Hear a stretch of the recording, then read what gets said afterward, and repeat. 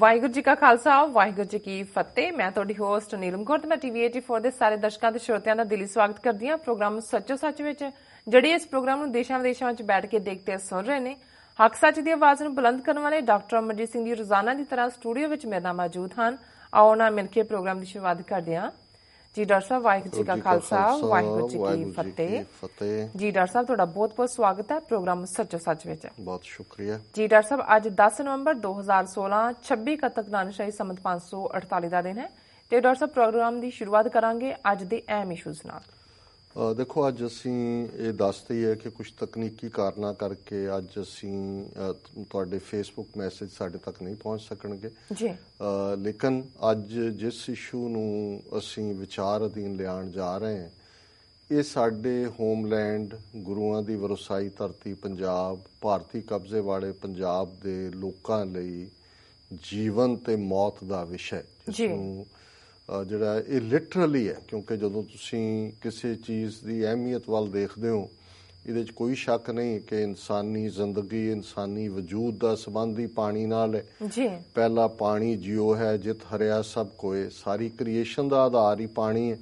ਫਿਰ ਅਸੀਂ ਦੇਖਦੇ ਹਾਂ ਕਿ ਭਾਈ ਪਵਨ ਗੁਰੂ ਪਾਣੀ ਪਿਤਾ, ਮਾਤਾ ਧਰਤ ਮਹਤ। ਜੇ ਇਸ ਧਰਤੀ ਦੇ ਉੱਤੇ, ਜੇ ਇਸ ਧਰਤੀ ਨੇ ਵੀ ਸਰਵਾਈਵ ਕਰਨਾ ਹੈ ਜਾਂ ਧਰਤੀ ਹੈ, ਤੇ ਫਿਰ ਉਹ ਪਾਣੀ ਦੇ ਨਾਲ ਹੀ ਹੈ, ਨਹੀਂ ਤਾਂ ਮਾਰੂਥਲ ਹੈ। ਔਰ ਜਦੋਂ ਅਸੀਂ ਕਿਸੇ ਉਸ ਖਿੱਤੇ ਦੀ ਗੱਲ ਕਰਦੇ ਹਾਂ ਜਿੱਥੇ ਕੁਦਰਤ ਨੇ ਜਿਸ ਖਿੱਤੇ ਨੂੰ ਕੀਤਾ ਹੀ ਪਾਣੀ ਨਾਲ ਮਾਲੋ ਮਾਲ ਹੋਏ, ਔਰ ਜਿਸ ਦਾ ਨਾਂ ਹੀ ਉਸ ਪਾਣੀ ਦੀ ਹੋਂਦ ਚੋਂ ਹੀ ਨਿਕਲਿਆ ਹੋਏ, ਜਦੋਂ ਪੰਜ ਦਰਿਆਵਾਂ ਦੀ ਧਰਤੀ ਦੀ ਗੱਲ ਹੁੰਦੀ ਹੈ, ਤੇ ਫਿਰ ਜ਼ਾਹਰ ਹੈ ਕਿ ਵੀ ਸਾਡੇ ਕੋਲ ਕੋਈ ਸੋਨਾ ਨਹੀਂ ਹੈ, ਚਾਂਦੀ ਨਹੀਂ ਹੈ, ਤੇਲ ਨਹੀਂ ਹੈ, ਕੋਲਾ ਨਹੀਂ ਹੈ, ਕੋਈ ਸੰਗਮਰਮਰ ਨਹੀਂ ਹੈ, ਕੋਈ ਹੋਰ ਜਿਹੜੀ ਹੈ ਕੁਦਰਤੀ ਕੋਈ ਧਾਤੂ ਨਹੀਂ ਹੈ। ਇੱਕੋ ਇੱਕ ਦੌਲਤ ਜਿਹੜੀ ਕੁਦਰਤ ਨੇ ਜਿਸ ਦੇ ਨਾਲ ਉਸ ਧਰਤੀ ਦੇ ਖਿੱਤੇ ਨੂੰ ਮਾਲਾ ਮਾਲ ਕੀਤਾ, ਉਹ ਪਾਣੀ ਹੈ, ਆਬ ਹੈ।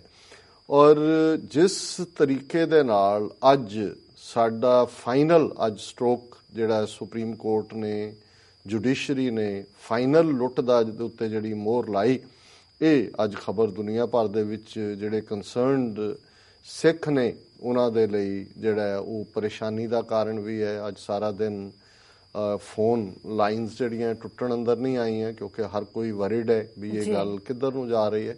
ਹਾਲਾਂਕਿ ਇਹ ਵੀ ਸਾਡੇ ਸੁਭਾਅ ਦਾ ਇੱਕ ਹਿੱਸਾ ਬਣ ਚੁੱਕਿਆ ਹੈ, ਸਿੱਖਾਂ ਦਾ ਖਾਸ ਤੌਰ ਤੇ, ਪੰਜਾਬੀਆਂ ਦਾ ਆਮ ਤੌਰ ਤੇ, ਦੂਸਰੇ ਸਾਡੇ ਲਹਿੰਦੇ ਪੰਜਾਬ ਦੇ ਵੀਰ ਭੈਣਾਂ ਵੀ, ਕਿ ਅਸੀਂ ਜਦੋਂ ਤੱਕ ਕੋਈ ਸਿਰ ਦੇ ਉੱਤੇ ਆ ਕੇ ਡਾਂਗ ਲੈ ਕੇ ਨਹੀਂ ਖਲੋ ਜਾਂਦਾ, ਸਾਨੂੰ ਨਜ਼ਰ ਹੀ ਨਹੀਂ ਆਉਂਦਾ ਕਿ ਵੀ ਸਾਨੂੰ ਕੋਈ ਖਤਰਾ ਹੈ। ਫਿਰ ਜਦੋਂ ਆ ਜਾਂਦੇ ਨੇ ਫਿਰ ਹੁੰਦਾ ਜੀ ਡਾਂਗਾ ਚੁੱਕ ਲੋ, ਆ ਗਏ। ਸੋ ਜੋ ਅੱਜ ਹੋਇਆ, ਸੁਪਰੀਮ ਕੋਰਟ ਦੇ 5 ਮੈਂਬਰੀ ਬੈਂਚ ਨੇ, ਜਿਨ੍ਹਾਂ ਦੇ ਵਿੱਚ ਜਸਟਿਸ ਅਨਿਲ ਦਵੇ, ਪਿਨਾਕੀ ਚੰਦਰ ਘੋਸ਼, ਸ਼ਿਵ ਕੀਰਤੀ, ਆਦਰਸ਼ ਗੋਇਲ ਤੇ ਅਮਿਤਵਾ ਰॉय ਹੈ, ਉਹਨਾਂ ਨੇ ਉਹ ਪ੍ਰੈਜ਼ੀਡੈਂਸ਼ੀਅਲ ਰੈਫਰੈਂਸ ਜਿਹੜੇ ਕਿ ਜਦੋਂ ਰਾਸ਼ਟਰਪਤੀ ਅਬਦੁਲ ਕਲਾਮ ਸੀ ਭਾਰਤ ਦਾ, ਮਨਮੋਹਨ ਸਿੰਘ ਪ੍ਰਧਾਨ ਮੰਤਰੀ ਸੀ, ਔਰ ਉਸ ਤੋਂ ਠੀਕ ਪਹਿਲਾਂ ਅਸੀਂ ਦੇਖਦੇ ਹਾਂ ਕਿ ਸੁਪਰੀਮ ਕੋਰਟ ਦੇ ਉੱਪਰੋਂ ਥੱਲੇ 2 ਫੈਸਲੇ ਸਤਲੁਜ ਯਮੁਨਾ ਲਿੰਕ ਨਾਲ ਸੰਬੰਧਿਤ ਆਏ ਸਨ। ਇੱਕ ਜਨਵਰੀ 15, 2002 ਨੂੰ, ਇੱਕ ਜਨਵਰੀ 4, 2004 ਨੂੰ। ਔਰ ਜਨਵਰੀ 15, 2002 'ਚ 1 ਸਾਲ ਦਾ ਟਾਈਮ ਦਿੱਤਾ ਗਿਆ ਸੀ ਪੰਜਾਬ ਨੂੰ ਕਿ ਬਈ ਇਹ ਜਿਹੜਾ ਕੰਪਲੀਟ ਕਰਕੇ ਦਿਓ ਸਤਲੁਜ ਯਮੁਨਾ ਲਿੰਕ ਨਹਿਰ। ਔਰ ਫਿਰ ਜਿਹੜਾ 2004 ਵਾਲਾ ਫਾਈਨਲ, ਕਿਉਂਕਿ ਪੰਜਾਬ ਨੇ ਉਹ ਕੰਪਲੀਟ ਨਹੀਂ ਸੀ ਕੀਤਾ, ਔਰ ਇਹ ਦੂਜਾ ਡਿਸੀਜਨ ਸੀ। ਔਰ ਇਸ ਡਿਸੀਜਨ ਦੇ ਆਉਣ ਤੋਂ ਫੌਰਨ ਪਹਿਲਾਂ ਜਿਹੜਾ ਉਹ Punjab termination of water agreements act, Amarinder Singh ਮੁੱਖ ਮੰਤਰੀ ਸੀ ਪੰਜਾਬ ਦਾ, ਔਰ ਯੂਨੈਨੀਮਸਲੀ ਇਸ ਨੂੰ ਪੰਜਾਬ ਅਸੈਂਬਲੀ ਨੇ ਪਾਸ ਕੀਤਾ, ਔਰ ਗਵਰਨਰ ਨੇ ਵੀ ਜਿਹੜਾ ਉਸ ਵੇਲੇ ਦਸਤਖਤ ਕਰ ਦਿੱਤੇ ਸੀ, ਕਿਉਂਕਿ ਬੇਸ਼ੱਕ ਅਸੈਂਬਲੀ ਪਾਸ ਵੀ ਕਰਦੇ, ਜੇ ਉਹਦੇ ਤੇ ਗਵਰਨਰ ਦਸਤਖਤ ਨਹੀਂ ਕਰਦਾ ਤੇ ਉਹ ਐਕਟ ਨਹੀਂ ਬਣਦਾ ਜਾਂ ਉਸ ਦੀ ਵੈਲਿਡਿਟੀ ਨਹੀਂ ਹੁੰਦੀ। ਉਸ ਤੋਂ ਬਾਅਦ ਉਹਦੀ ਨੋਟੀਫਿਕੇਸ਼ਨ ਕੀਤੀ ਜਾਂਦੀ ਹੈ। ਜਿਵੇਂ ਪਿਛਲੇ ਦਿਨਾਂ 'ਚ ਹੁਣ ਇਹ ਦੇਖਦੇ ਹਾਂ ਕਿ ਸਤਲੁਜ ਯਮੁਨਾ ਲਿੰਕ ਨਹਿਰ ਤੇ ਕੀ ਫੈਸਲਾ ਆਏਗਾ। ਬਾਦਲ ਨੇ ਵੀ ਉਹ ਜਿਹੀ ਡਰਾਮੇਬਾਜ਼ੀ ਕਰਨੀ ਚਾਹੀ, ਜੋ ਜਿਹਾ ਅਮਰਿੰਦਰ ਨੇ ਤਾਂ ਸ਼ਾਇਦ ਉਦੋਂ ਜੈਨੂਅਨਲੀ ਇਹ ਸੋਚ ਕੇ ਕੀਤਾ ਸੀ, ਲੇਕਿਨ ਇਹਨਾਂ ਨੇ ਵੀ ਕਰਨੀ ਚਾਹੀ ਕਿ ਜੀ ਅਸੀਂ ਜਿਹੜੀ 4000 ਏਕੜ ਜ਼ਮੀਨ ਸਤਲੁਜ ਯਮੁਨਾ ਲਿੰਕ ਨਹਿਰ ਲੈਣ ਲਈ ਐਕਵਾਇਰ ਕੀਤੀ ਸੀ ਕਿਸਾਨਾਂ ਦੀ, ਉਹਨਾਂ ਨੂੰ ਅਸੀਂ ਵਾਪਸ ਕਰ ਰਹੇ। ਸੋ ਉਹਨਾਂ ਨੇ ਜਿਹੜਾ ਬਿੱਲ ਤਾਂ ਕਰ ਦਿੱਤਾ, ਕਾਂਗਰਸ ਨੇ ਵੀ ਪਾਸ ਕਰਤਾ, ਪਰ ਕਿਉਂਕਿ ਗਵਰਨਰ ਸੋਲੰਕੀ ਜਿਹੜਾ ਖਾਸ ਬੰਦਾ ਸੀ ਬੀਜੇਪੀ ਦਾ, ਉਹਨੇ ਦਸਤਖਤ ਨਹੀਂ ਕੀਤੇ। ਹਾਲਾਂਕਿ ਪੰਜਾਬ ਸਰਕਾਰ ਨੇ, ਅਕਾਲੀਆਂ ਨੇ ਅਗਲੇ ਦਿਨ ਕਿਹਾ ਕਿ ਜੀ ਹੁਣ ਅਸੀਂ ਕਿਸਾਨਾਂ ਨੂੰ ਜ਼ਮੀਨ ਵਾਪਸ ਕਰ ਦਿੱਤੀ ਹੈ, ਜ਼ਮੀਨਾਂ ਪੂਰ ਦਿਓ। ਫਿਰ ਤਾਂ ਇੱਕਦਮ ਆ ਗਿਆ ਜੀ ਪਟਿਆਲੇ 'ਚ ਕਪੂਰੀ ਦੀ ਥਾਂ ਤੇ ਸੰਗਰੂਰ 'ਚ ਫਲਾਣੇ ਹਜ਼ਾਰਾਂ ਜਿਹੜੇ ਲੋਕ ਨੇ ਉਹ ਜ਼ਮੀਨਾਂ ਜਿਹੜੀਆਂ ਉਹ ਨਹਿਰ ਨੂੰ ਪੂਰ ਰਹੇ ਨੇ। ਬਾਅਦ 'ਚ ਸਾਹਮਣੇ ਆਇਆ ਕਿ ਉਹ ਸਾਰੇ ਸਰਕਾਰੀ ਟਰੈਕਟਰ ਲੱਗੇ ਹੋਏ ਸੀ, ਸਰਕਾਰੀ ਬੰਦੇ ਸੀ, ਬਹੁਤ ਸਾਰੇ ਉਹਨਾਂ 'ਚੋਂ ਉਹ ਸੀ ਜਿਨ੍ਹਾਂ ਦੀਆਂ ਜ਼ਮੀਨ ਵੀ ਨਹੀਂ ਸੀ ਉਸ 4000 ਏਕੜ। ਪਰ ਇਹ ਪ੍ਰਭਾਵ ਦੇਣਾ ਚਾਹੁੰਦੇ ਸੀ ਕਿ ਜੀ ਦੇਖੋ ਅਸੀਂ ਐਕਟ ਕਰ ਰਹੇ। ਹਾਲਾਂਕਿ ਫੌਰਨ, ਕਿਉਂਕਿ ਗਵਰਨਰ ਨੇ ਦਸਤਖਤ ਨਹੀਂ ਸੀ ਕੀਤੇ, ਹਰਿਆਣਾ ਫੌਰਨ ਜਿਹੜਾ ਹੈ ਉਹ ਸੁਪਰੀਮ ਕੋਰਟ ਦੇ ਵਿੱਚ ਗਿਆ ਇਸ ਮੁੱਦੇ ਤੇ, ਔਰ ਸੁਪਰੀਮ ਕੋਰਟ ਨੇ ਸਟੇ ਕਰਤਾ। ਦੋਨੋਂ ਚੀਫ ਸੈਕਟਰੀਜ਼ ਨੂੰ ਆਰਡਰ ਕਰਤੇ, ਸੈਂਟਰ ਗਵਰਨਮੈਂਟ ਨੂੰ ਕਰਤਾ ਕਿ ਯਕੀਨੀ ਬਣਾਓ ਵੀ ਇਹ ਜਿਹੜੀ ਹੈ ਇਹ ਲਾਗੂ ਨਾ ਹੋਏ, ਕਿਉਂਕਿ ਇਹ ਗਵਰਨਰ ਨੇ ਦਸਤਖਤ ਨਹੀਂ ਕੀਤੇ। ਉਹ ਗੱਲ ਉੱਥੇ ਰੁਕ ਗਈ ਕਿਉਂਕਿ ਬਾਦਲ ਵੀ ਉਹਦੇ ਚੋਂ ਜਸਟ ਇੱਕ ਸਿਆਸੀ ਲਾਹਾ ਹੀ ਕੱਢਣਾ ਚਾਹੁੰਦਾ ਸੀ। ਸੋ ਇਹ ਜਿਹੜਾ ਜਦੋਂ ਅਮਰਿੰਦਰ ਨੇ 2004 ਦੇ ਵਿੱਚ termination of water agreements act pass ਕੀਤਾ, ਜਿਸ ਦੀ ਸਪਿਰਿਟ ਜਾਂ ਜਿਸ ਦੀ ਲੈਂਗੁਏਜ ਇਹ ਸੀ, ਕਿਉਂਕਿ ਜਿਹੜਾ ਫਾਈਨਲ ਸਤਲੁਜ ਯਮੁਨਾ ਲਿੰਕ ਨਹਿਰ ਬਣਾ ਕੇ ਦੇਣ ਦਾ ਔਰ ਬਿਆਸ ਦੇ ਪਾਣੀ ਵੀ ਹਰਿਆਣੇ ਨੂੰ ਦੇਣ ਦੀ ਗੱਲ ਇੰਦਰਾ ਗਾਂਧੀ ਨੇ ਦਸੰਬਰ 1981 ਦੇ ਆਪਣੇ ਅਵਾਰਡ ਦੇ ਵਿੱਚ ਦਿੱਤੀ ਸੀ।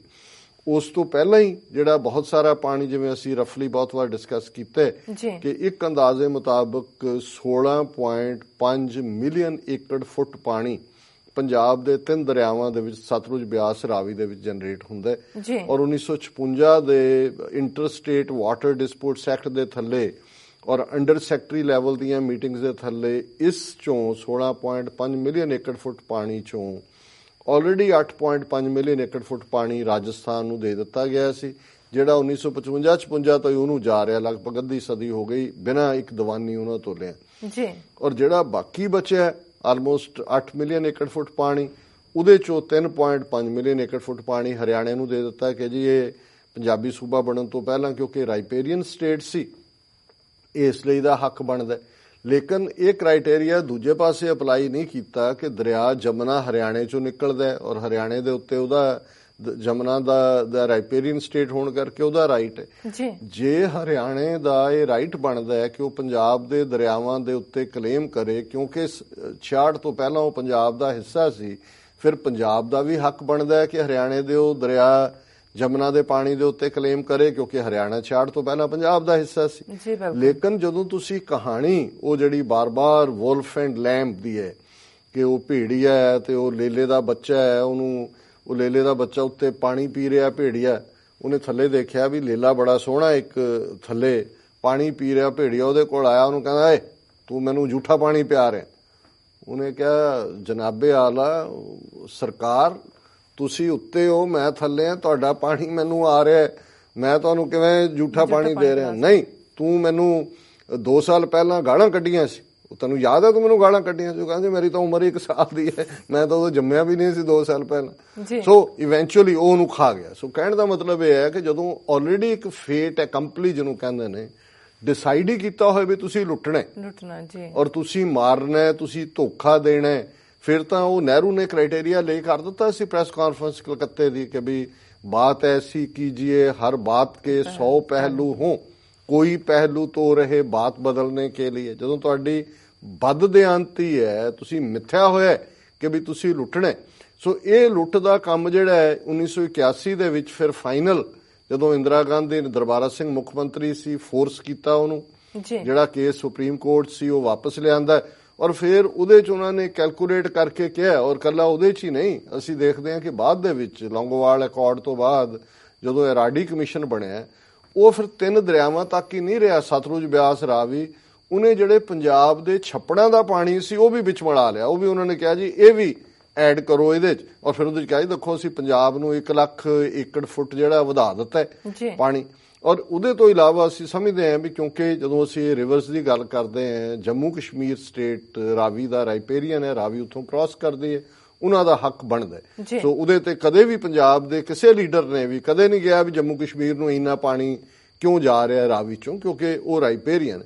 ਪਰ ਇਸ ਸਾਰੇ ਐਕਟਸ ਦੇ ਥੱਲੇ ਦਿੱਲੀ ਨੂੰ ਫ੍ਰੀ ਆਫ ਕਾਸਟ, ਚੰਡੀਗੜ੍ਹ ਤੁਸੀਂ ਪੰਜਾਬ ਤੋਂ ਖੋਹ ਲਿਆ, ਪੰਜਾਬ ਦੀ ਕੈਪੀਟਲ ਬਣਨ ਨਹੀਂ ਦਿੱਤਾ, ਯੂਨੀਅਨ ਟੈਰੀਟਰੀ ਤੁਸੀਂ ਬਣਾ ਕੇ ਆਪਣੇ ਕਬਜ਼ੇ 'ਚ ਰੱਖਿਆ ਹੋਇਆ ਹੈ, ਸਾਰੇ ਅਫਸਰ ਤੁਸੀਂ ਜਿਹੜੇ ਨੇ ਹਿੰਦੂ ਲਾ ਕੇ ਉੱਥੇ ਸਿੱਖਾਂ ਦੀ ਆਬਾਦੀ ਵੀ 14-15% ਕਰ ਦਿੱਤੀ ਹੈ। ਲੇਕਿਨ ਚੰਡੀਗੜ੍ਹ ਨੂੰ ਵੀ ਮੁਫਤ ਪਾਣੀ। ਸੋ ਕੁੱਲ ਮਿਲਾ ਕੇ 1981 ਦਾ ਅਵਾਰਡ ਜਿਹੜਾ ਭਜਨ ਲਾਲ ਮੁੱਖ ਮੰਤਰੀ ਸੀ, ਇੰਦਰਾ ਗਾਂਧੀ ਆਲਰੇਡੀ ਵਾਪਸ ਪਾਵਰ 'ਚ ਆਈ ਸੀ, ਪਲਾਨ ਕਰ ਲਿਆ ਸੀ ਵੀ ਸਿੱਖਾਂ ਨੂੰ ਸਬਕ ਸਿਖਾਉਣਾ ਜੀ। ਉਧਰ ਜਿਹੜਾ ਉਹ ਜਿਹਨੂੰ ਅੱਜ ਉੱਤਰਾਖੰਡ ਕਹਿੰਦੇ ਨੇ, ਉਸ ਦੇ ਚਕਰਾਤੇ ਦੀ ਥਾਂ ਤੇ ਮਾਡਲ ਬਣਾ ਕੇ ਦਰਬਾਰ ਸਾਹਿਬ ਦਾ ਪ੍ਰੈਕਟਿਸ ਵੀ ਸ਼ੁਰੂ ਕੀਤੀ ਸੀ, ਦਰਬਾਰ ਸਾਹਿਬ ਤੇ ਹਮਲਾ ਕਰਨਾ। ਔਰ ਉਹਨੇ ਕਿਹਾ ਵੀ ਤੁਹਾਡੀ ਹਿੱਕ ਚੀਰ ਕੇ ਅਸੀਂ ਇਹ ਨਹਿਰ ਕੱਢਣੀ। ਔਰ ਕਰਪੂਰੀ ਅੱਜ ਜਦੋਂ ਕਿ ਇਹ ਫੈਸਲਾ ਜਿਹਦਾ ਮੈਂ ਜ਼ਿਕਰ ਕਰਾਂਗਾ ਕਿ ਵੀ 5 ਮੈਂਬਰੀ ਇਸ ਬੈਂਚ ਨੇ ਉਸ ਫੈਸਲੇ ਨੂੰ ਜਿਹੜਾ ਕਿ termination of water agreements act Amarinder ਨੇ ਪਾਸ ਕੀਤਾ, ਕਿਉਂਕਿ ਜ਼ਾਹਰ ਹੈ ਐਕਟ ਬਣ ਗਿਆ, ਦਿੱਲੀ ਪਹੁੰਚਿਆ, ਬਹੁਤ ਅਪਸੈਟ ਕਿਉਂਕਿ ਸਰਕਾਰ ਦਿੱਲੀ 'ਚ ਮਨਮੋਹਨ ਸਿੰਘ ਦੀ ਸੀ ਔਰ ਉਹਨਾਂ ਨੇ ਸੇਫ ਵੇ ਲੱਭਦੇ ਆ ਪ੍ਰੈਜ਼ੀਡੈਂਟ ਨੂੰ ਭੇਜਿਆ। ਪ੍ਰੈਜ਼ੀਡੈਂਟ ਨੇ ਰੈਫਰਲ ਦੇ ਲਈ ਜਿਹੜਾ ਉਹ ਸੁਪਰੀਮ ਕੋਰਟ ਨੂੰ ਭੇਜਿਆ ਔਰ ਸੁਪਰੀਮ ਕੋਰਟ ਨੇ ਜਿਹੜਾ ਔਰ 4 ਨੁਕਤਿਆਂ ਦੇ ਉੱਤੇ ਪ੍ਰੈਜ਼ੀਡੈਂਟ ਅਬਦੁਲ ਕਲਾਮ ਨੇ ਰੈਫਰੈਂਸ ਮੰਗੀ ਔਰ ਉਹ 4 ਪੁਆਇੰਟਸ ਇਹ ਸੀ ਕਿ ਵੀ ਕੀ ਤੁਸੀਂ ਦੇਖੋ ਕਿ ਜਿਹੜਾ ਪੰਜਾਬ ਦਾ ਇਹ termination of water agreements act ਹੈ, ਇਹ in accordance with provisions of the constitution, ਕੀ ਕਾਨੂੰਨ ਦੇ ਦਾਇਰਾਕਾਰ ਮੁਤਾਬਕ ਇਹ ਸੰਵਿਧਾਨਕ ਹੈ ਕਿ ਵੀ ਇਹ ਸੰਵਿਧਾਨਕ ਹੈ ਜਾਂ ਗੈਰ ਸੰਵਿਧਾਨਕ ਹੈ, ਇਹਦਾ ਦੱਸੋ ਜੀ। ਦੂਸਰਾ ਉਹਨਾਂ ਨੇ ਕਿਹਾ ਕਿ ਜਿਹੜਾ ਸੈਕਸ਼ਨ 14 ਹੈ ਇੰਟਰਸਟੇਟ ਵਾਟਰ ਡਿਸਪਿਊਟਸ ਐਕਟ 1956 ਦਾ, ਕੀ ਇਹ ਉਹਦੀ ਵਾਇਓਲੇਸ਼ਨ ਨਹੀਂ ਹੈ, ਉਹਦੇ ਮੁਤਾਬਕ ਹੈ। ਫਿਰ ਤੀਸਰਾ ਉਹਨਾਂ ਨੇ ਕਿਹਾ ਕਿ ਜਿਹੜਾ ਸੈਕਸ਼ਨ 78 ਹੈ ਪੰਜਾਬ ਰੀਆਰਗੇਨਾਈਜੇਸ਼ਨ ਐਕਟ ਦਾ, ਜਿਹਦੇ ਥੱਲੇ ਹਰਿਆਣਾ ਹਿਮਾਚਲ ਕ੍ਰੀਏਟ ਕੀਤੇ ਗਏ, ਕੀ ਇਹ ਉਹਦੀ ਵਾਇਓਲੇਸ਼ਨ ਨਹੀਂ ਹੈ। ਔਰ ਚੌਥਾ ਉਹਨਾਂ ਨੇ ਕਿਹਾ ਕਿ ਵੀ ਮਾਰਚ 24 1976 ਨੂੰ ਜਿਹੜੀ ਨੋਟੀਫਿਕੇਸ਼ਨ ਕੀਤੀ ਗਈ ਸੀ ਔਰ ਬਾਅਦ ਦੇ ਵਿੱਚ ਉਹਨਾਂ ਨੇ 1981 ਦਾ ਐਕਟ ਜਿਹੜਾ ਇੰਦਰਾ ਗਾਂਧੀ ਨੇ ਅਵਾਰਡ ਦਿੱਤਾ, ਉਹਦੇ ਕੀ ਉਹਦੀ ਖਿਲਾਫ ਵਰਜ਼ੀ ਨਹੀਂ ਹੈ। ਸੋ ਨਹੀਂ ਜਿਹਨੂੰ ਕਹਿੰਦੇ ਨੇ ਨੇਤੀ ਤੇ ਸੁਪਰੀਮ ਕੋਰਟ ਨੇ 4 'ਚ ਕਿਹਾ ਕਿ ਨੇਤੀ ਕਿ ਵੀ ਵਾਕਈ ਇਹ ਜਿਹੜਾ ਹੈ ਇਹ ਕਨਸਟੀਟਿਊਸ਼ਨ ਦਾ ਵੀ ਜਿਹੜੀ ਹੈ ਉਹ ਵਾਇਓਲੇਸ਼ਨ ਹੈ ਜੀ, ਸੈਕਸ਼ਨ 14 ਦੇ ਵੀ ਵਾਇਓਲੇਸ਼ਨ ਹੈ, ਸੈਕਸ਼ਨ 78 ਪੰਜਾਬ ਰੀਆਰਗੇਨਾਈਜੇਸ਼ਨ ਐਕਟ ਦੀ ਵੀ ਵਾਇਓਲੇਸ਼ਨ ਹੈ, ਮਾਰਚ 24 1976 ਦੇ ਨੋਟੀਫਿਕੇਸ਼ਨ ਤੇ ਜਿਹੜਾ 1981 ਦਾ ਐਕਟ ਸੀ ਉਹਦੀ ਵੀ ਵਾਇਓਲੇਸ਼ਨ ਹੈ। ਹੁਣ ਗੱਲ ਇਹ ਹੈ ਕਿ ਜਦੋਂ ਕਾਨੂੰਨ ਤੁਸੀਂ ਬਣਾਉਣੇ ਨੇ, ਉਹਨਾਂ ਕਾਨੂੰਨਾਂ ਨੂੰ ਤੁਸੀਂ ਧੱਕੇ ਦੇ ਨਾਲ ਲਾਗੂ ਕਰਨਾ ਹੈ। ਸੰਵਿਧਾਨ ਨੂੰ ਤੁਸੀਂ ਖੁਦ ਵਾਇਓਲੇਟ ਕਰ ਰਹੇ ਹੋ, ਜਦੋਂ ਕਿ ਸੰਵਿਧਾਨ ਦੇ ਵਿੱਚ ਪਾਣੀ ਜਿਹੜਾ ਹੈ ਉਹ ਰਾਈਪੇਰੀਅਨ ਦਰਿਆ ਸਟੇਟਾਂ ਦੀ ਮਲਕੀਅਤ ਹੈ, ਇੰਟਰਨੈਸ਼ਨਲ ਰਾਈਪੇਰੀਅਨ ਲਾਅ ਦੇ ਥੱਲੇ। ਔਰ ਇਹ ਹੁਣ ਉਹ ਸਿਚੁਏਸ਼ਨ ਬਣੀ ਹੋਈ ਹੈ ਕਿ ਭਾਈ ਗੱਲ ਉੱਥੇ ਕਹਿ ਕਿ ਜਿੱਥੇ ਕੋਈ ਤੁਹਾਡੇ ਸਾਹਮਣੇ ਅਪੀਲ ਵਕੀਲ ਦਲੀਲ, ਕਿਉਂਕਿ ਐਗਜ਼ੈਕਟਿਵ ਬੇਈਮਾਨੀ ਦੇ ਉੱਤੇ ਜਿਹੜੀ ਸਰਕਾਰ ਹੁੰਦੀ ਹੈ ਜੀ, ਲੈਜਿਸਲੇਚਰ ਪਾਰਲੀਮੈਂਟ ਦੇ ਵਿੱਚ ਐਕਟ ਹੋਣ, ਅਸੈਂਬਲੀ 'ਚ ਹੋਣ, ਤੁਹਾਡੇ ਕੋਲ ਮੈਜੋਰਿਟੀ ਹੈ, ਤੁਸੀਂ ਜਿਹੜਾ ਜੋ ਮਰਜ਼ੀ ਪਾਸ ਕਰ ਲਓ। ਫਿਰ ਅਦਾਲਤਾਂ ਨੇ ਨਿਬੇੜਾ ਕਰਨਾ ਹੁੰਦਾ ਹੈ ਵੀ ਕੀ ਜਸਟਿਸ ਹੈ ਤੇ ਕੀ ਨਹੀਂ ਜੀ। ਲੇਕਿਨ ਜਦੋਂ ਹੁਣ ਅਦਾਲਤਾਂ ਵੀ ਇਸ ਹੱਦ ਤੱਕ ਚਲੀਆਂ ਜਾਣ, ਔਰ ਮੈਂ ਜਦੋਂ ਚੱਲ ਰਿਹਾ ਸੀ ਉਹ ਡਿਸਕਸ਼ਨ ਆਈ ਕਿ ਜੀ ਜਿਹੜਾ ਉਹ ਸੁਪਰੀਮ ਕੋਰਟ ਨੂੰ ਪੁੱਛਿਆ, ਜਿਹੜੀ ਪਾਰਟੀ ਸੀ ਪੰਜਾਬ ਦੀ, ਕਿ ਜੀ ਇਹ ਤੁਸੀਂ ਪਾਣੀ ਕਿਵੇਂ ਇਸ ਦੇ ਉੱਤੇ ਫੈਸਲਾ ਦੇ ਸਕਦੇ ਹੋ, ਸਤਲੁਜ ਯਮੁਨਾ ਲਿੰਕ ਨਹਿਰ 'ਚ ਤੁਹਾਡਾ ਪ੍ਰੋਵੀਜ਼ਨ। ਉਹਨਾਂ ਨੇ ਕਿਹਾ ਜੀ ਅਸੀਂ ਕੋਈ ਪਾਣੀ ਦੇਣ ਦੀ ਗੱਲ ਥੋੜੀ, ਅਸੀਂ ਤਾਂ ਨਹਿਰ ਬਣਾਉਣ ਦੀ ਗੱਲ ਕੀਤੀ ਜੀ। ਹੁਣ ਜ਼ਾਹਰ ਹੈ ਕਿ ਪਹਿਲਾਂ ਹੀ ਇਹ ਜਿਹੜਾ ਡਿਸਾਈਡਡ ਸੀ ਕਿ ਕੀ ਹੋਣਾ, ਔਰ ਇਸ ਸਾਰੇ ਚੋਂ ਜਿਸ ਤਰੀਕੇ ਦੇ ਨਾਲ ਜਦੋਂ ਅਸੀਂ ਇੰਦਰਾ ਗਾਂਧੀ ਦੀ ਗੱਲ ਕੀਤੀ ਹੈ 1981 'ਚ, ਇਹ ਫੈਸਲਾ ਉਹਨੇ ਕਰ ਲਿਆ ਸੀ ਕਿ ਸਿੱਖਾਂ ਨੂੰ ਸਬਕ ਸਿਖਾਉਣਾ। ਐਮਰਜੈਂਸੀ ਦੇ ਖਿਲਾਫ ਮੋਰਚੇ ਦੀ ਗੱਲ ਹੋਏ, ਸਿੱਖਾਂ ਦਾ ਅਕਾਲ ਤਖਤ ਤੇ ਮਾਣ ਹੋਏ, ਔਰ ਉਸ ਵੇਲੇ ਤੱਕ ਸੰਤ ਭਿੰਡਰਾਂ ਵਾਲੇ ਸੀਨ ਤੇ ਆ ਚੁੱਕੇ ਸੀ, ਜਿਹੜੀ ਵੰਗਾਰ ਸੀ, ਔਰ ਇਹਨਾਂ ਨੂੰ ਇਹ ਸੀ ਕਿ ਵੀ ਪੰਜਾਬ ਦੇ ਵਿੱਚ ਜਿਹੜੀ ਹੈ ਉਹ ਇੱਕ ਨਵੀਂ ਚੇਤਨਾ ਆ ਰਹੀ ਹੈ। ਔਰ ਇੰਦਰਾ ਗਾਂਧੀ ਨੇ ਗੱਲ ਪਾर्लियामेंट 'ਚ ਕਹੀ ਸੀ कि ये पंजाब से खबरें आ रही हैं कि वहाँ पर ये जो है फंडामेंटलिस्ट जो है वो ताकतवर हो रहे हैं, लोगों को धर्म की ओर ਲਾਇਆ ਜਾ ਰਿਹਾ। ਉਹਦੇ ਲਈ ਜਿਹੜੇ ਸਿੱਖ ਬਣ ਰਹੇ ਨੇ, ਜਿਹੜੇ 5 ਕਕਾਰੀ ਰੂਪ 'ਚ ਅੰਮ੍ਰਿਤ ਛਕ ਰਹੇ ਨੇ, ਇਹ ਫੰਡਾਮੈਂਟਲਿਜ਼ਮ ਹੈ। ਸੋ ਇਹ 1981 ਦਾ ਇਹ ਜਿਹੜਾ ਕਰਪੂਰੀ ਅਵਾਰਡ, ਔਰ ਅੱਜ ਅਮਰਿੰਦਰ ਸਿੰਘ ਉਹਦੇ ਸਾਰੇ ਜਿੰਨੇ ਕਿੰਨੇ 42 ਕਿ ਕਿੰਨੇ MLA ਉਹਨਾਂ ਨੇ 42 ਕਾਂਗਰਸ MLA ਨੇ ਰਿਜ਼ਾਈਨ ਕੀਤਾ, ਉਹਨੇ ਆਪਣੀ MP ਦੀ ਸੀਟ ਤੋਂ ਕੀਤਾ। ਪਰ ਇਹ ਉਦੋਂ ਦੀਆਂ ਐਡਾਂ ਕੱਢ ਲਓ, ਇਹ ਸਭ ਤੋਂ ਅੱਗੇ ਸੀ ਪੇਸ਼ ਇੰਦਰਾ ਗਾਂਧੀ ਦਾ ਸਵਾਗਤ, ਬੜਾ ਵੱਡਾ ਇਕੱਠ ਕੀਤਾ ਕਰਪੂਰੀ ਦੇ ਵਿੱਚ ਕਿ ਜੀ ਦੇਖੋ ਭਾਰਤ ਦੀ ਪ੍ਰਧਾਨ। ਔਰ ਉਹਦਾ ਮੈਂ ਕੁਦਰਤੀ ਅੱਜ ਟ੍ਰਿਬਿਊਨ ਨੇ ਜਿਹੜੇ ਪੇਜਿਸ ਟ੍ਰਿਬਿਊਨ ਦੇ 1982 'ਚ ਛਪੇ, ਜਦੋਂ ਕਿ ਇਹ ਕਰਪੂਰੀ ਟੱਕ ਲਾਇਆ ਇੰਦਰਾ ਗਾਂਧੀ ਨੇ ਆ ਕੇ, ਉਹ ਮੈਂ ਦੇਖ ਰਿਹਾ ਸੀ। ਇਹ ਇਵੇਂ ਹੀ ਹੈ ਜਦੋਂ ਤੁਸੀਂ ਕਿਸੇ ਦੀ ਕਿਡਨੀ ਕੱਢ ਰਹੇ ਹੋ ਇੱਕ, ਤੇ ਉਹਨੂੰ ਕਹੋ ਦੇਖ 2 ਕਿਡਨੀਜ਼ ਹੈ, ਇਹਦੇ ਨਾਲੋਂ ਤਾਂ ਪਤਾ ਨਹੀਂ ਕਿਹੜੀ ਚੱਲੇ ਨਾ ਚੱਲੇ, ਇੱਕ ਕੱਢ ਕੇ ਘੱਟੋ ਘੱਟ ਇੱਕ ਤਾਂ ਚੱਲੇਗੀ ਜੀ। ਜਾਂ ਤੁਸੀਂ ਕਿਸੇ ਨੂੰ ਜਿਹੜਾ ਅੰਨਾ ਕਰ ਰਹੇ ਹੋ, ਤੁਸੀਂ ਕਹੋ ਜੀ ਕੀ ਦੁਨੀਆ ਮੋਹ ਮਾਇਆ ਇੱਧਰ ਉੱਧਰ ਤੇਰਾ ਧਿਆਨ ਕਿੱਧਰ ਕਿੱਧਰ ਜਾਂਦਾ ਹੈ। ਜੇ ਤੇਰੀਆਂ ਅੱਖਾਂ ਹੀ ਨਹੀਂ ਹੋਣਗੀਆਂ, ਇਹ ਤਾਂ ਤੇਰੇ ਬਹੁਤ ਫਾਇਦੇ ਦੀ ਗੱਲ ਕਰ ਰਹੇ ਕਿ ਵੀ ਤੇਰੀਆਂ ਅਸੀਂ ਅੱਖਾਂ ਕੱਢ ਰਹੇ ਹਾਂ, ਤੈਨੂੰ ਮੋਹ ਮਾਇਆ ਨਹੀਂ ਹੋਏਗੀ, ਤੂੰ ਆਪਣੇ ਆਰਾਮ ਨਾਲ ਜਿਹੜਾ ਅੱਖਾਂ ਜਦੋਂ ਤੇਰੀਆਂ ਹੋਣਗੀਆਂ ਨਹੀਂ, ਅੱਖਾਂ ਬੰਦ ਕਰਨ ਦੀ ਲੋੜ ਹੀ ਨਹੀਂ, ਤੂੰ ਆਪਣਾ ਰੱਬ ਰੱਬ ਕਰੀ ਜਾਏ। ਹੁਣ ਉਹ ਜਿਹੜੀ ਇੰਦਰਾ ਗਾਂਧੀ ਦੀ ਔਰ ਉਸ ਵੇਲੇ ਦੇ ਮੀਡੀਆ ਦਾ ਪ੍ਰਚਾਰ ਹੈ, ਅੱਜ ਵੀ ਐਗਜ਼ੈਕਟਲੀ ਕੁਝ ਨਹੀਂ ਬਦਲਿਆ। 32 ਸਾਲ ਬਾਅਦ ਵੀ ਜੇ ਅਸੀਂ ਜੂਨ 84 ਦੇਖੀਏ ਤੇ ਜੇ 81 ਦੇਖੀਏ ਤੇ 35 ਸਾਲ ਉਹ ਕਹਿ ਰਹੇ ਨੇ ਜੀ ਇਹ ਦੇਸ਼ ਦਾ ਵਿਕਾਸ ਹੋ ਰਿਹਾ ਹੈ, ਪੰਜਾਬ ਦਾ ਇਹਨੂੰ ਬਹੁਤ ਫਾਇਦਾ ਹੋਏਗਾ, ਇਸ ਸਾਰੇ ਦੇ ਨਾਲ ਜਿਹੜਾ ਉਹ ਗਵਾਂਢੀ ਵੀ ਜਿਹੜੇ ਉਹ ਖੁਸ਼ ਰਹਿਣਗੇ। ਔਰ ਭਜਨ ਲਾਲ ਹਰਿਆਣੇ ਦਾ ਚੀਫ ਮਿਨਿਸਟਰ, ਔਰ ਇਹ ਅਸੀਂ ਦੇਖਦੇ ਹਾਂ ਕਿ ਇਹ ਆਲਰੇਡੀ ਜਿਹੜੀ ਇਹ ਸਤਲੁਜ ਯਮੁਨਾ ਲਿੰਕ ਨਹਿਰ ਦਾ ਫੈਸਲਾ ਜਿਹੜਾ ਟੱਕ ਲਾ ਕੇ ਕੀਤਾ ਸੀ, ਉਦੋਂ ਫੈਸਲਾ ਕਰ ਲਿਆ ਗਿਆ ਸੀ ਸਿੱਖਾਂ ਨੂੰ ਸਬਕ ਸਿਖਾਉਣਾ, ਕਿਉਂਕਿ ਫੌਰਨ ਬਾਅਦ 82 ਦੇ ਵਿੱਚ ਏਸ਼ੀਆਡ ਹੁੰਦੀ ਹੈ 82 ਜੀ।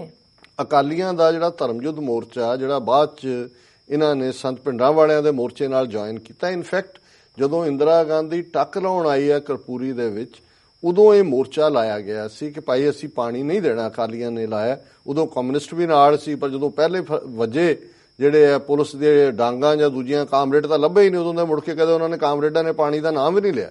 ਲੇਕਿਨ ਕਿਉਂਕਿ ਸੰਤ ਭਿੰਡਰਾਂ ਵਾਲੇ 4 ਅਗਸਤ ਤੱਕ ਪਹੁੰਚਦੇ ਆ, ਜਿਹੜਾ ਉਹਨਾਂ ਨੇ ਧਰਮ ਭਾਈ ਅਮਰੀਕ ਸਿੰਘ ਬਾਬਾ ਠਾਰਾ ਸਿੰਘ ਦੀ ਗ੍ਰਿਫਤਾਰੀ ਤੋਂ ਬਾਅਦ ਮੋਰਚਾ ਲਾਇਆ, ਔਰ ਅਕਾਲੀਆਂ ਨੇ ਜੋ ਕੁਝ ਫਿਰ ਧਰਮਯੁੱਧ ਮੋਰਚੇ 'ਚ ਔਰ ਘੱਲੂਘਾਰੇ ਤੱਕ ਜਿਹੜੀ ਗੱਲ ਪਹੁੰਚਦੀ ਹੈ, ਉਹਦਾ ਆਧਾਰ 1981 ਦਾ ਇਹ ਜਿਹੜਾ ਇੰਦਰਾ ਗਾਂਧੀ ਅਵਾਰਡ ਸੀ, ਜਿਹਦੇ ਥੱਲੇ ਰਹਿੰਦਾ ਪਾਣੀ ਵੀ ਪੰਜਾਬ ਦਾ ਜਿਹੜਾ ਆਲਰੇਡੀ ਪਹਿਲਾਂ ਹੀ ਲੁੱਟ ਦੇ ਵਿੱਚ ਲੁੱਟਿਆ ਹੋਇਆ ਸੀ, ਉਹ ਦੇਣ ਦਾ ਫੈਸਲਾ ਸੀ। ਔਰ ਇਸ ਦੇ ਉੱਤੇ ਫਿਰ ਕੀ ਨਹੀਂ ਹੋਇਆ, ਇਹਨਾਂ ਜਿਹਨੂੰ ਵੈਸੇ ਤਾਂ ਇਹ ਵੈਸੇ ਐਕਸਪ੍ਰੈਸ਼ਨ ਹੈ ਕਿ much water has passed under the bridges since then. ਸਾਡੇ ਮਾਮਲੇ 'ਚ ਤਾਂ ਪਾਣੀ ਕੀ, ਅਸੀਂ ਤਾਂ ਲਹੂ ਦੀ ਨਦੀ ਵਗਾਈ ਹੈ ਆਪਣੇ ਪਾਣੀ ਨੂੰ ਸੇਵ ਕਰਨ ਲਈ। ਔਰ ਇਹ ਗੱਲ ਇੱਕ ਪਾਸੇ ਸਿੱਖਾਂ ਦੀ ਨਸਲਕੁਸ਼ੀ ਹੋ ਰਹੀ ਸੀ, ਔਰ ਪੰਜਾਬ ਦੀ ਬਰਬਾਦੀ, ਆਰਥਿਕ ਤੌਰ ਤੇ ਸਾਨੂੰ ਘਸਿਆਰਾ ਬਣਾਉਣਾ ਕਿੰਨਾ ਇੰਪੋਰਟੈਂਟ ਹੈ ਕਿ ਰਾਜੀਵ ਗਾਂਧੀ ਦੇ ਨਾਲ ਜਦੋਂ ਲੌਂਗੋਵਾਲ ਦਾ ਅਕੋਰਡ ਕਰਵਾਇਆ ਜਾਂਦਾ ਹੈ, ਵਿੱਚ ਸੈਲ ਆਊਟ ਸੀ ਜਿਹੜਾ, ਉਹਦੇ 'ਚ ਇੱਕ ਮੱਦ ਇਹ ਹੈ ਕਿ ਪੰਜਾਬ ਸਤਲੁਜ ਯਮੁਨਾ ਲਿੰਕ ਨਹਿਰ ਬਣਾ ਕੇ ਦੇਗਾ।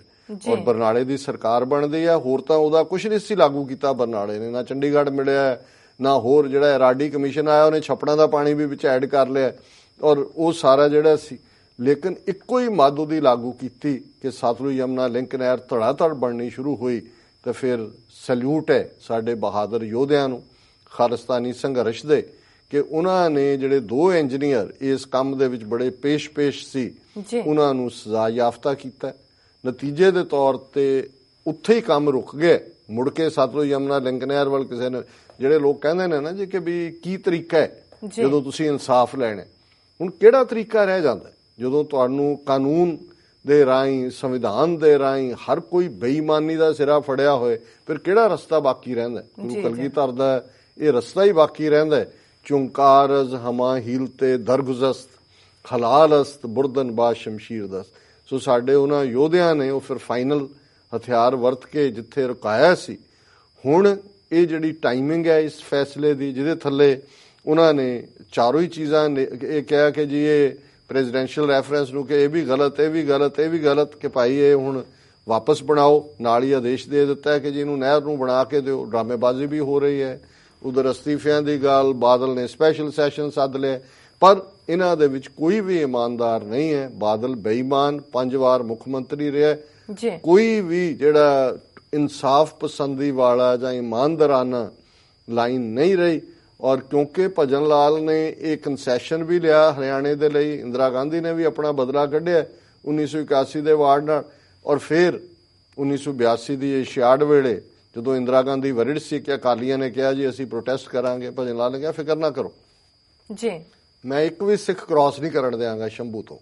ਔਰ ਅੱਜ ਜਦੋਂ ਮੈਂ ਇਹ ਬਿਆਨ, ਇਸ ਫੈਸਲੇ ਤੋਂ ਬਾਅਦ ਹਰਿਆਣੇ ਦੀਆਂ ਖੱਪ ਪੰਚਾਇਤਾਂ ਦਾ ਬਿਆਨ ਆਇਆ ਕਿ ਜੀ 2 ਦਿਨ ਦਾ ਅਸੀਂ ਨੋਟਿਸ ਦਿੰਦੇ ਹਾਂ ਪੰਜਾਬ ਨੂੰ ਕਿ ਵੀ ਬੰਦ ਕਰੋ ਇਹਦੀ ਆਪੋਜੀਸ਼ਨ, ਬਣਾਓ, ਅਦਰਵਾਈਜ਼ ਅਸੀਂ ਦਿੱਲੀ ਨਾਲੋਂ ਪੰਜਾਬ ਨੂੰ ਕੱਟ ਦੇਵਾਂਗੇ, ਸੜਕਾਂ, ਗੱਡੀਆਂ, ਬੱਸਾਂ।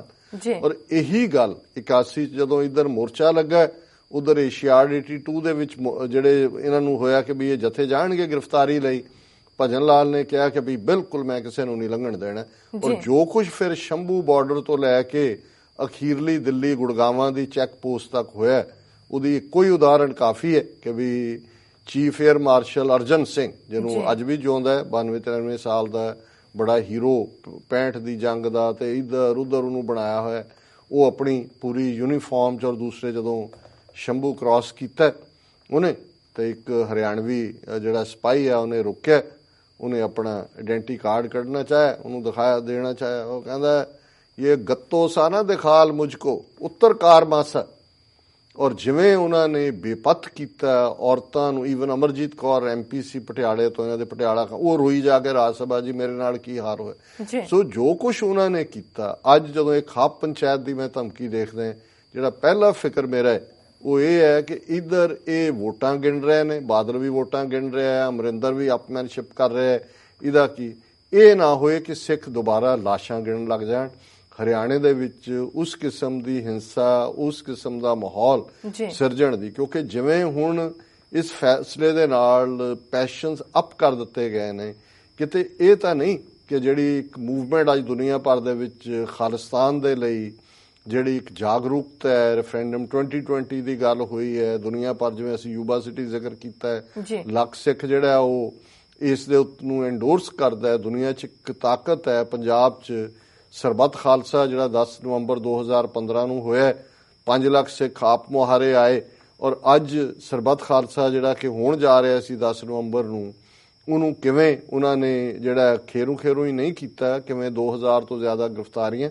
ਔਰ ਕੱਲ ਦੀ ਮੈਂ ਖਬਰ ਦੇਖ ਰਿਹਾ ਸੀ ਕਿ ਇਹਦੇ ਬਾਵਜੂਦ ਕਿ ਉਹਨਾਂ ਨੇ ਪੋਸਟਪਨ ਕਰਕੇ ਬੁੱਢਾ ਜੋੜ ਲੈ ਗਏ, ਉੱਥੇ ਉਹਨਾਂ ਨੇ ਮੀਟਿੰਗ ਕਰਕੇ ਜਿਹੜਾ ਉਹ ਮਤੇ ਵੀ ਕਰ ਦਿੱਤੇ, ਬਾਈਕਾਟ ਬਾਦਲ ਦਾ ਰਾਜਸੀ ਦੇ ਫੈਸਲਾ ਕੀਤਾ, ਪਰ ਅਜੇ ਵੀ CRPF ਔਰ ਦੂਸਰੀ ਜਿਹੜੀ ਹੈ ਜਿੱਥੇ ਹੋਣਾ ਸੀ ਸਰਬੱਤ ਖਾਲਸਾ, ਉੱਥੇ ਡੇਰੇ ਲਾ ਕੇ ਬੈਠੀ ਹੈ, ਔਰ ਉਹਨਾਂ ਦੀ ਰੈਪਿਡ ਕੰਟਰੋਲ ਫੋਰਸ ਦੀਆਂ ਗੱਡੀਆਂ ਘੁੰਮ ਰਹੀਆਂ ਕਿ ਜੀ ਪਤਾ ਨਹੀਂ ਸਿੱਖ ਕਿਤੇ ਆ ਹੀ ਨਾ ਜਾਣ, ਇਸ ਥਾਂ ਤੇ ਨਾ ਆ ਜਾਣ। ਸੋ ਜਦੋਂ ਤੁਸੀਂ ਇਸ ਸਾਰੇ ਬੈਕਡ੍ਰੌਪ 'ਚ ਦੇਖਦੇ ਹੋ ਤਾਂ ਮੇਰਾ ਇਹ ਫੀਅਰ ਹੈ ਕਿ ਇਹ ਹੁਣ ਇੱਕ ਨਵੀਂ ਜਨਰੇਸ਼ਨ ਜਿਹੜੀ ਤਿਆਰ ਹੋ ਚੁੱਕੀ ਹੈ, ਆਲਮੋਸਟ 1995 ਤੱਕ ਲਾਸਟ ਸਾਡੀਆਂ ਕਿਲਿੰਗਸ ਵੱਡੇ ਪੈਮਾਨੇ ਤੇ ਹੋਈਆਂ, ਵਿੱਚੋਂ ਵਿੱਚ ਤਾਂ ਹਰਾਸਮੈਂਟ ਚੱਲਦੀ ਰਹੀ ਹੈ, ਹੁਣ 20-21 ਸਾਲ ਹੋ ਗਏ ਨੇ, ਕਿਤੇ ਇਹ ਸਾਰਾ ਮਾਹੌਲ ਸਿਰਜ ਕੇ ਟਾਈਮਿੰਗ ਇਹਦੀ ਇਸ ਕਿਸਮ ਦੀ ਇਹ ਰਾਜਸੀ ਫਾਇਦਾ ਪਹੁੰਚਾਉਣ ਦੀ ਹੋ ਸਕਦੀ ਹੈ ਬਾਦਲ ਔਰ BJP ਨੂੰ, ਪਰ ਦੂਸਰੇ ਪਾਸੇ ਭੜਕਾਟ ਹੋਏਗੀ ਹਰਿਆਣੇ ਦੇ ਜਾਟਾਂ ਨੂੰ, ਜਿਸ ਕਿਸਮ ਦੀ ਭੜਕਾਟ ਦੇ ਨਾਲ ਕਿ ਜੀ ਤੁਹਾਡਾ ਪਾਣੀ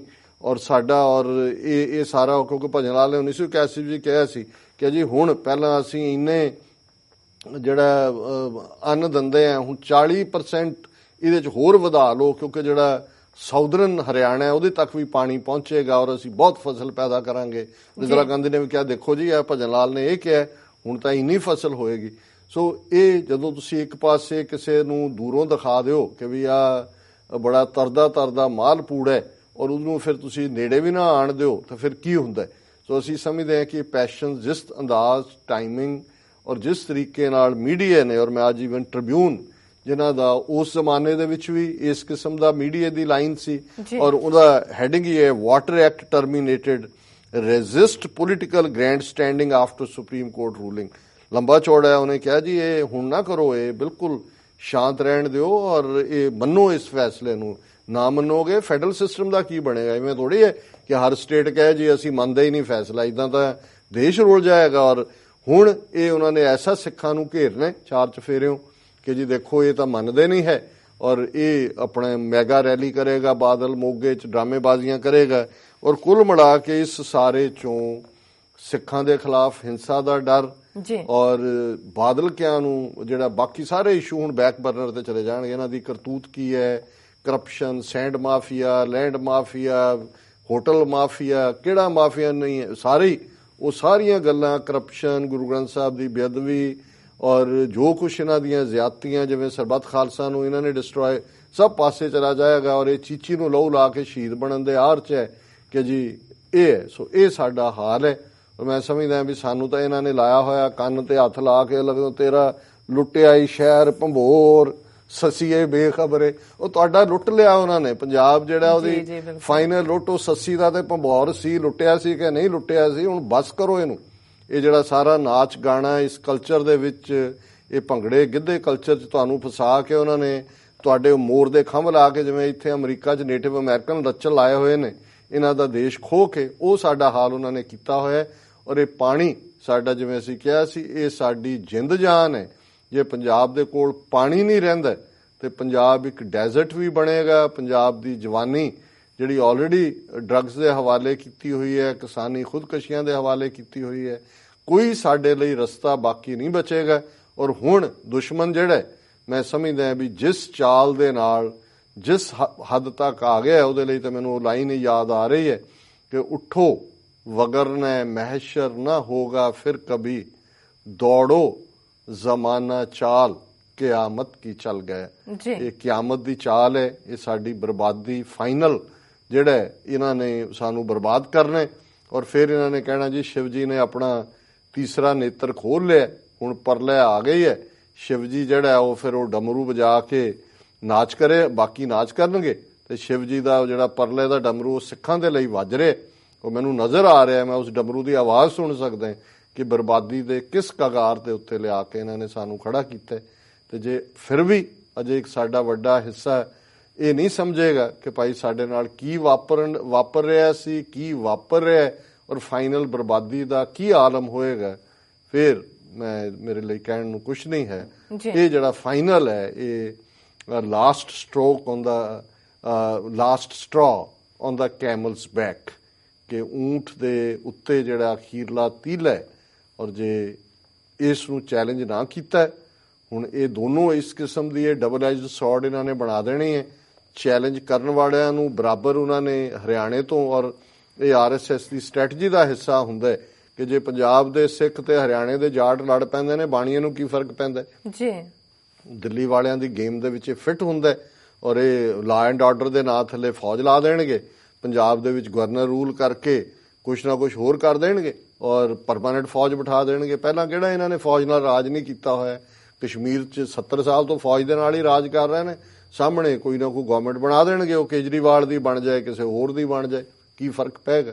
ਸੋ ਇਹ ਮੈਂ ਸਮਝਦਾ ਵੀ ਇੱਕ ਸੀਰੀਅਸ ਹੀ ਨਹੀਂ, ਸਾਡੇ ਲਈ question of life and death ਹੈ, ਔਰ ਇਹਦੀ ਇੰਪੋਰਟੈਂਸ ਨੂੰ ਸਮਝੀਏ। ਜੀ ਡਾਕਟਰ ਸਾਹਿਬ, ਬਿਲਕੁਲ ਤੁਹਾਡਾ ਬਹੁਤ ਬਹੁਤ ਸ਼ੁਕਰੀਆ। ਇੱਥੇ ਲੈਣੇ ਆ ਬ੍ਰੇਕ। ਵਿਊਅਰਸ ਤੁਸੀਂ ਇਸ ਤਰ੍ਹਾਂ ਬਣੇ ਰਹਿਣਾ, ਮਿਲਦੇ ਹਾਂ ਛੋਟੇ ਵਕਫੇ ਤੋਂ ਬਾਅਦ।